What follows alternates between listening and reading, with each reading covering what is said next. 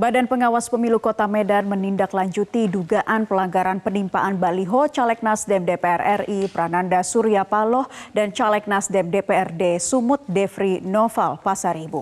Baliho kedua caleg ditimpa baliho caleg Golkar DPR RI Musa Rajeksyah.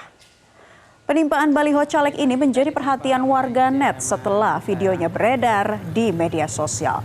Video yang beredar memperlihatkan baliho caleg DPR RI Golkar Musa Rajeksyah menimpa baliho caleg DPR RI Nasdem Prananda Surya Paloh dan caleg DPRD Sumut Nasdem Devri Noval Pasaribu. Bawaslu Kota Medan belum dapat laporan terkait peristiwa tersebut. Namun Bawaslu Medan tetap melakukan pengecekan agar tidak terjadi konflik di lapangan saat berkampanye. Ditimpa sama Musa ya, Jack.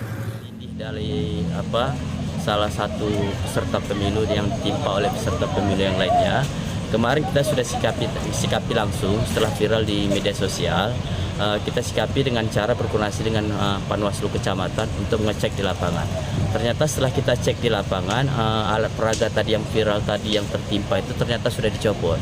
Kita tidak tahu siapa yang menimpa dan siapa yang mencopot kembali alat peraga tersebut.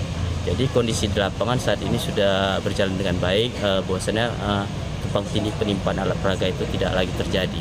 Jahi cara baru mendapatkan informasi. Download Metro TV Extend sekarang.